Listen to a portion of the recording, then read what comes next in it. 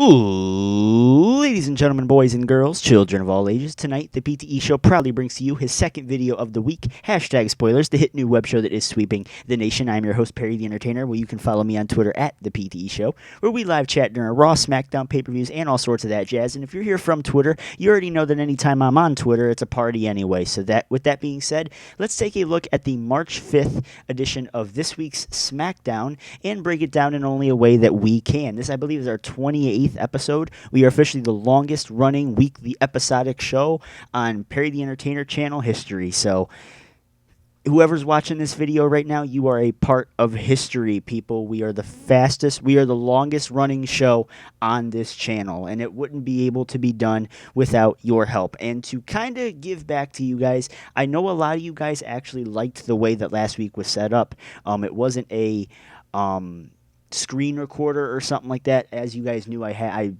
still currently am having problems with the screen recorder, so obviously you guys are going to be taking a look at screenshots that I've taken from the website that I use, and we're going to be just reading it off there. I had to use two this week because I was not able to get everything in one screenshot, so I think that's what makes it a little bit better if I read it off the screen and then obviously give you guys my opinion, which is pretty much what the basis of the show is all about. But I think that we're just going to keep kind of going with this unless you guys do want the live screen recording experience. That's obviously always on the market, but for some reason we just can't get it done right now, and I feel that it might be because of my drivers or something, and I'm gonna have to take a look at those once we go off the air, and I don't want to take up a whole lot of your time. I want to start talking about these damn spoilers, I'm sure you guys didn't click on this video to listen to me ramble for 3 minutes like I did last week. So I think with that being said, one other thing, obviously. As you guys know, if we do go through with doing these screenshots from here on out, I would not be able to use your channel art stuff, your channel advertisement stuff. Well, I'm trying to actually find a way around that. As you guys can kind of tell, you guys obviously saw a new setup last week. I feel that we can keep improving on that setup, and you guys can still send in your channel arts and channel advertisements and Twitter advertisements, and if you guys are artists, feel free to send stuff in. And I think that we could make some sort of like rotary thing on the channel. I mean, I know that might take a little while longer to render because that takes up a little bit of time to actually create. But I think we could end up doing something like that. And this show actually does get a lot of views and a lot of stuff like that, so it would help out the younger guys, which is what I'm hoping to do because we always enjoy seeing fresh faces here in the internet wrestling community, at least in my eyes, of course, but maybe not necessarily in the entire IWC eyes. But I think with that being said, you guys have listened to me ramble enough. Let's do this. Dolph Ziggler opens the show in the ring. He says he never got his Intercontinental title rematch, but now he has a second chance, and that means a lot to him. He officially announces that he will be in the WrestleMania 31 ladder match. Ziggler says something is missing from the match. Daniel Bryan. He goes to call Bryan out, but bad news, Barrett interrupts. Barrett says the title and the ladder match are his. Ziggler has two options. Give the belt over or Barrett will take it. Luke Harper sneaks up. For some reason, I can't read. Luke Harper sneaks up on Ziggler and lays him out. Harper, Ziggler, and Barrett brawl until Dean Ambrose joins them. R-Truth crawls in the ring and steals the belt while the other four brawl. Ziggler and Ambrose go looking for the belt, but Truth escapes with it without being seen. So, I mean, I like them allowing SmackDown to be the platform to build up the IC title, although, you know, it takes up so little time on Raw, and with Raw being a 3-hour show, you can't dedicate 10 minutes, 15 minutes to building this up. Now you have to dedicate 10 minutes on a 2-hour show to do that. I feel that that's just kind of a waste of time. It's not very good. What am I trying to say? It's not very good business because, hell, Raw is much, much more viewed than SmackDown. So why do all the build-up for this match on SmackDown when no one's really going to see it? So, I mean, I feel it's only a matter of time. I think that these guys are going to be the 6 people that are going to be in the match. Ziggler, Barrett, Ambrose, R-Truth, Daniel Bryan, and Dolph Ziggler. Did I say all? You guys know the 6 people that are in this segment are probably going to be the 6 people that are going to be fighting for the title. And the more that I thought about it, I kind of went on Twitter a little bit and listened to what you guys had to say about this, and you guys brought up some very strong points about John Cena ironically going for the United States Championship, and big names like Dolph Ziggler and Daniel Bryan and Dean Ambrose are in the Intercontinental title picture, and you think that somewhere down the line there could be a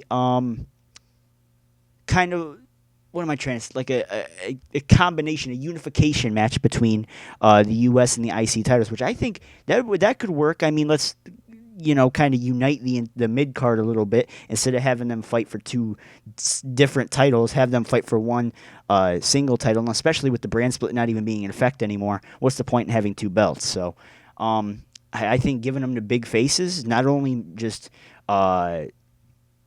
what am I trying to say? Increases the value of the belt in its alone, but it also kind of expands the mid card, and I think that's what WWE wants overall. But I like the IC title getting its own kind of highlight on SmackDown, although SmackDown is very, very, very minuscule when it comes to Raw. So.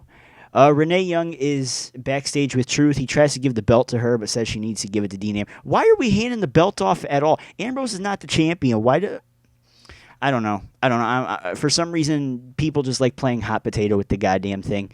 Ambrose and Ziggler versus Harper and Barrett is announced for later. Tyson Kidd and Cesaro defeated Los Matadors after Kidd cheated when the ref wasn't looking. I feel that WWE is not booking the tag team division with as much confidence as you guys actually think they're going to.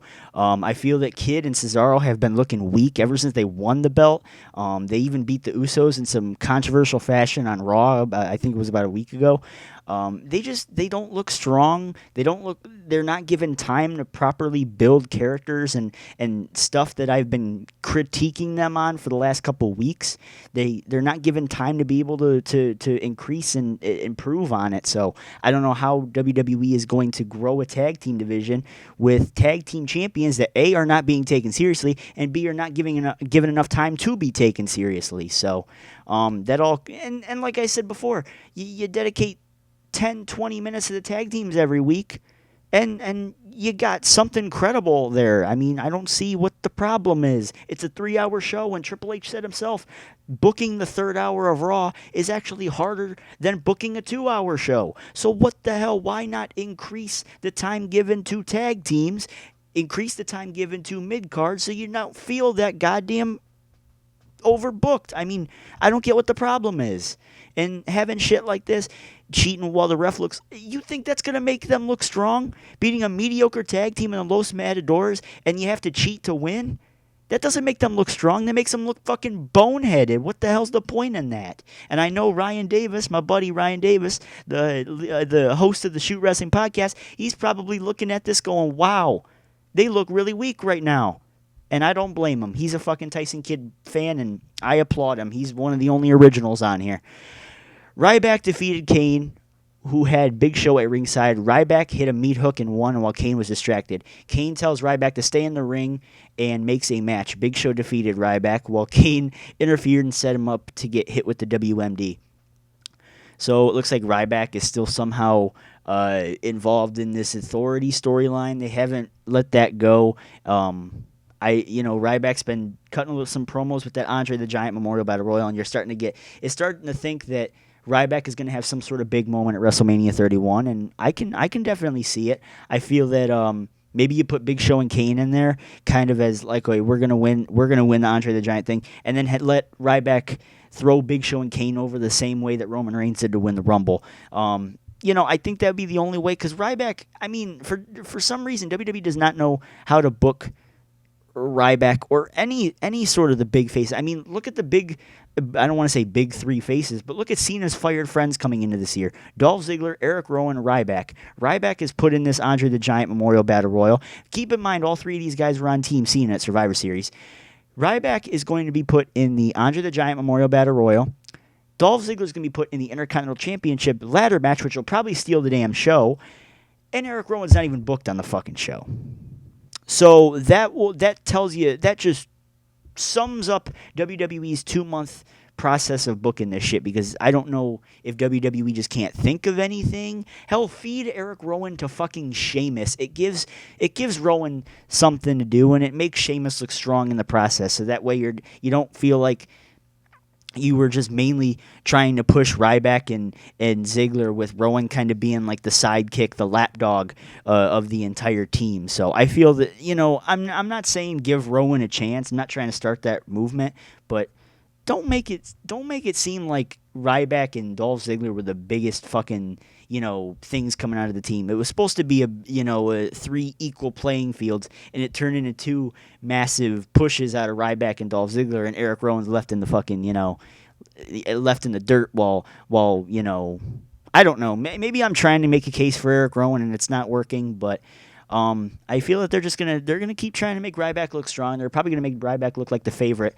going into the the Giant Memorial Battle Royal, and they're booking a lot of big names for the Andre the Giant Memorial Battle Royal. It looks like they could go either way, and they did the same thing with that last year. For some reason, you never know who's going to actually win these battle royals. I mean, for a while, I thought Damian Mizdow. Then this past Monday on Raw, Curtis Axel came into the mix. I thought Curtis Axel might win it. Now Ryback's making a strong case for it. So many more faces are being added to this match that it's actually it could become a real WrestleMania tradition. I want to hear what you guys do. Do you think that on the Memorial Battle Royal should be a true WrestleMania tradition? Do you guys feel that it is, or do you guys feel it's a waste of time? Do you feel that it should be put back on the WrestleMania pre-shows and not even aired unless you buy the DVD? So let me know what you guys think about that. That's my main question for this hashtag spoilers episode. Do you guys feel that the Battle Royal is worth the WrestleMania time?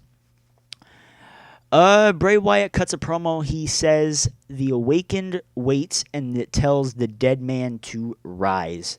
Like I've said before, I'm going to keep my Bray Wyatt and Undertaker thoughts for a completely different video, but I do want to touch on one thing that is being kind of rumored on Twitter, on Facebook, on YouTube, on every social media platform that I'm a part of and everything, and it's the possibility, and it is a possibility. I'm not going to sit here and bash you guys for saying that it is. There's the possibility of this being a casket match at WrestleMania. I don't think that it is. I feel that the only reason the casket is involved is it is Bray's kind of representation of Undertaker, because Undertaker can't show up every week. In fact, he's not supposed to even be showing up until WrestleMania. And I feel that is only Bray's kind of representation of him. I mean, you could have probably used the urn. I think that would have been a little better. Let Bray kind of carry the urn and walk around with it a little bit instead of a wooden casket, and lead fans to believe that this could be a casket match. Like I said, that's always a possibility. I don't think that that's going to be the official gimmick match, although it would be a interesting ending to the Undertaker's career, having him being shoved in a casket, making Bray look, ultra mega super strong. But let me know what you guys think about that. Do you guys think about with the casket? What sort of significance does the casket play in this feud? AJ Lee versus Brie Bella is announced for later. A Sheamus return vignette airs. The Bella twins come out, and Nikki says everyone is talking about hashtag give divas a chance. She says it's not give AJ Lee a chance. Thank you, God. Someone says it that's not me. She says while AJ was resting, she has been giving the divas a chance. She says none of them are up to the Bella standards, but she will give AJ a chance. AJ and Paige come out next. AJ defeated Brie Bella. I'm getting bored just reading it. I'm sorry. With the Black Widow, Nikki tries to interfere, but Paige stops her. Okay, so it looks like they're going to go with AJ and Paige versus the Bellas at WrestleMania instead of having a Divas title match between AJ and Nikki, which it looks like that would be a smarter way to go about it and not waste a Divas championship match to further this shit going on with AJ and Paige. But I don't know. Maybe we're not wrestling bookers. I know, but that's the way I would have went about it.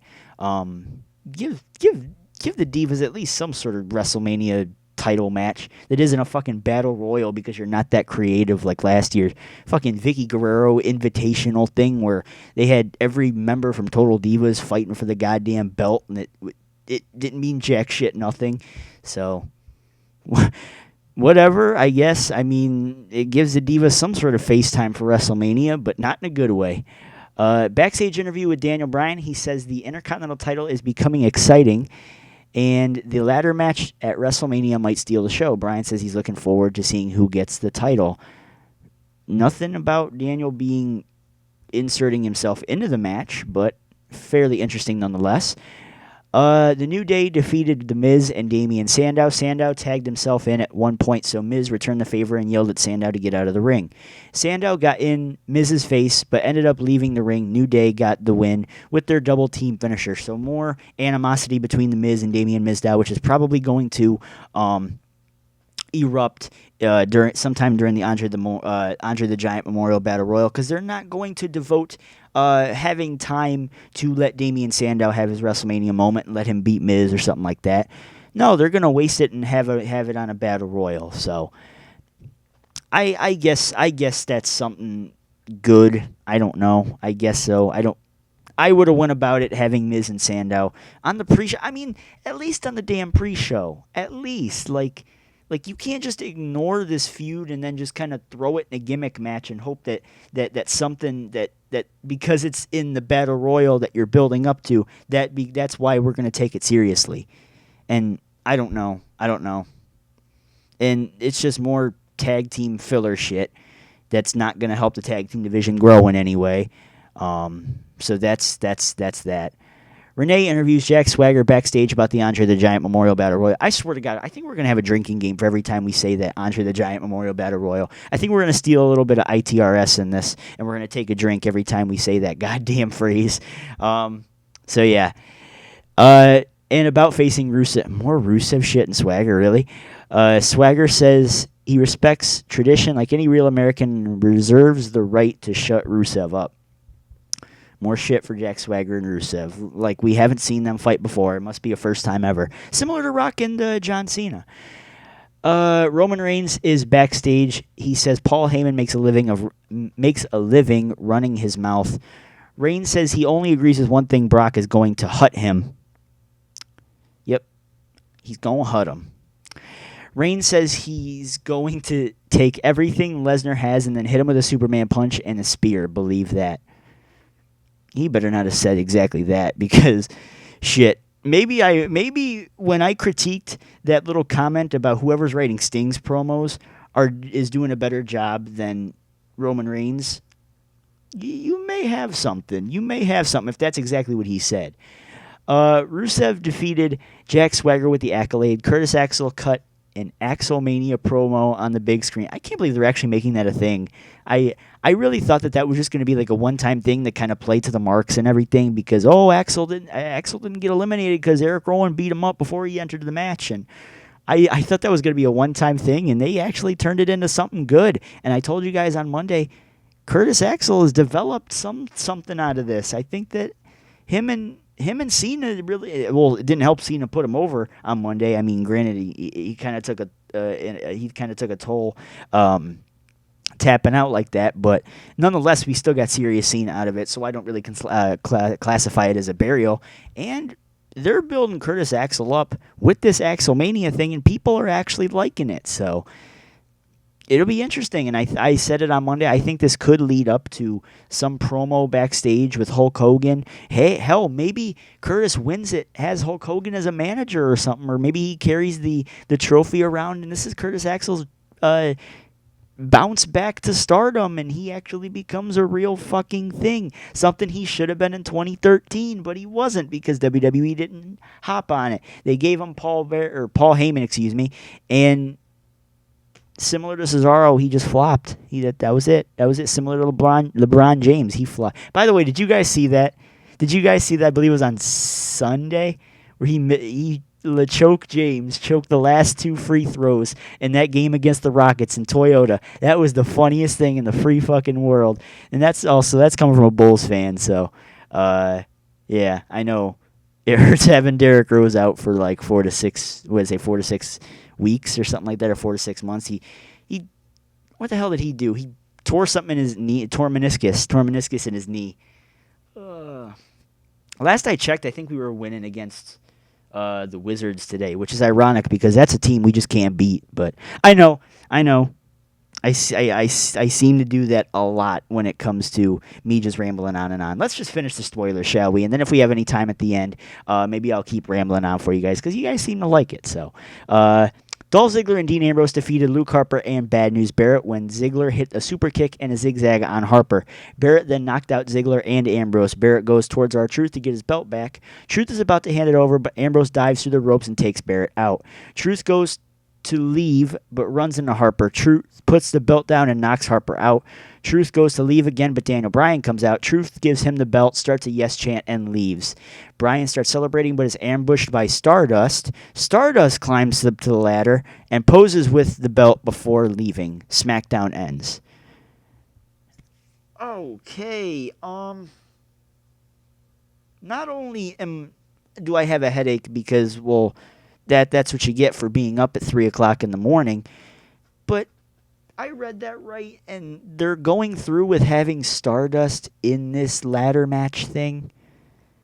I mean, shit, it's only a matter of time before they put, Hornswoggle, El Torito, why not just throw Eric Rowan in the goddamn thing? I was just trying to make a case for why he wasn't being pushed.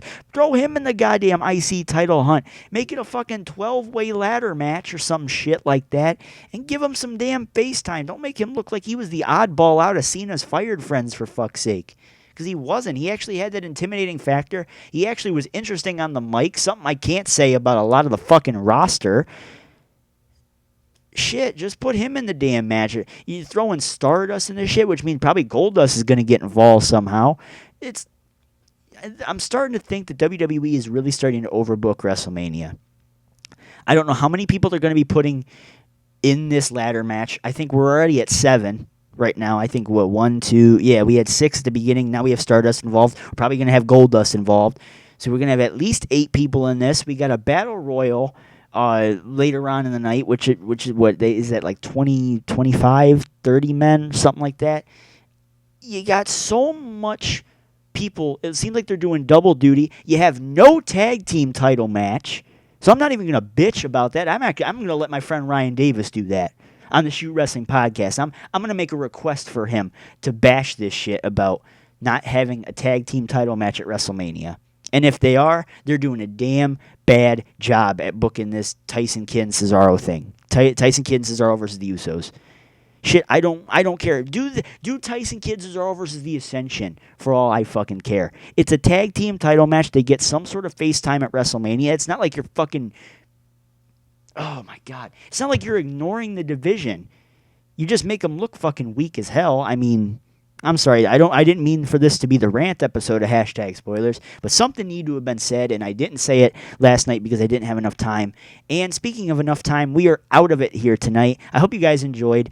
And before I send it out and end this video, I do want to make a small little announcement regarding something I said yesterday about a possible podcast. Well...